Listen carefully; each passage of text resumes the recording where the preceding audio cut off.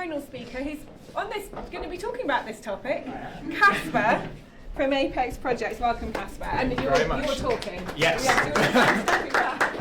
Hi, so my name's Casper. I'm one of the founders of a business called Apex Projects. At our core, we're a data science business. And with the lens of data, we do two things. We either invest in companies or we support large investors in their understanding of the businesses that they invest in. And I wanted to talk a little bit about one of the acquisitions we made and what we learned from that, and then why maybe some of the investors we work with have been slow to deploy the things that we saw as successful. In 2021, we acquired a business called Current Body, which is one of the largest LED face mask brands in the world now. At the time, it was pretty small.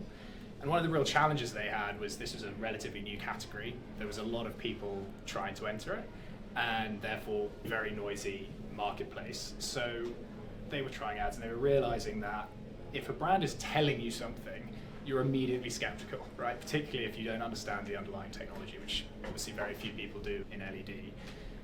When they reached out to start doing organic social, they targeted micro-influencers who were dermatologists, they were makeup artists, and not only therefore did you have this trusted intermediated sale, you had a much longer time to explain the product to the audience. So people are happy to watch a 30-minute YouTube video, 10-second TikTok video, they'll skip your ad after 1 second, or they'll go and talk to their friend while the ad's on.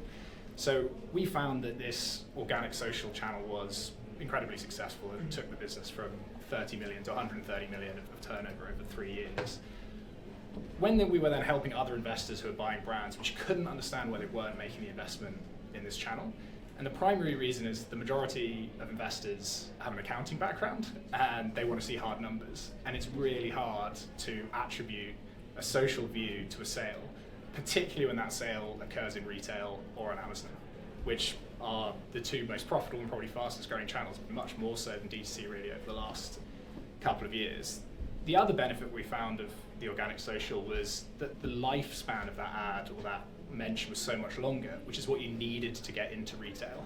If someone sees a Facebook ad, they've probably forgotten it by the next day. If they've watched the video for half an hour, the next time they're in store, they're much more likely to buy. So we thought this is brilliant, but no one could attribute the sale, particularly in stores. So we worked on a very large Spanish beauty brand, cosmetics brand, that were 50-50 online, in store. They had a really successful TikTok presence, beautiful ads, working very diverse range of people, like real consumers in those ads, which everyone loves to see. Intuitively, the brand owners thought this must be working, right? It must be having a positive effect.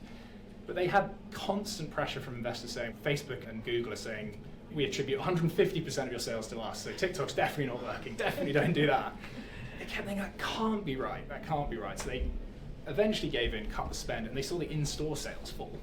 And no one could come up with why. So we built them an attribution model that looked at when you got TikTok views, how did that then impact your retail sales? And they could say maybe 20% of all retail sales were from people who had probably seen a TikTok ad, or at least there was an 80% correlation with the TikTok spend and 20% of your retail sales. So it finally gave them confidence to go to investors and go, no, but Google and Meta are lying to us. We can actually now see when we spend more on TikTok, we get more revenue in store. And very fortunately, we've been in conversations with TikTok recently to roll that product out to brands on the platform, because they know that TikTok feels like one of the most organic platforms out there. Even when they're ads, they just feel like you're being communicated with by somebody like you. It doesn't feel oversaturated with ads in the same way that Google and Meta do.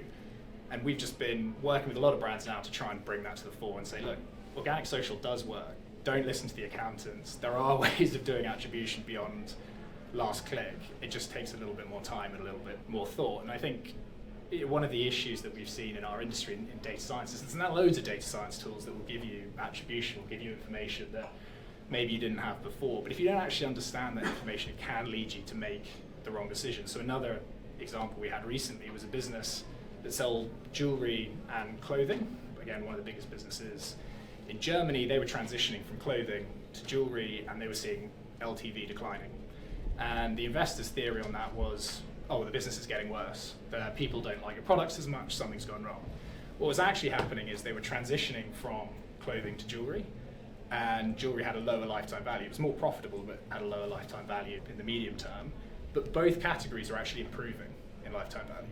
So the message should have been, we understand our customers better, we're doing a better job, but because people had simplistic information, they ended up making the wrong decision. So if you're ever in an investment conversation or you're preparing for sale, please do come and talk to us, because there's usually really positive things that the more simplistic-minded investing community, none of whom are in this room obviously, might miss. So that's what we do, and we'd love to talk to brands who want to think about data in a deeper way. Brilliant. Thank you, Casper.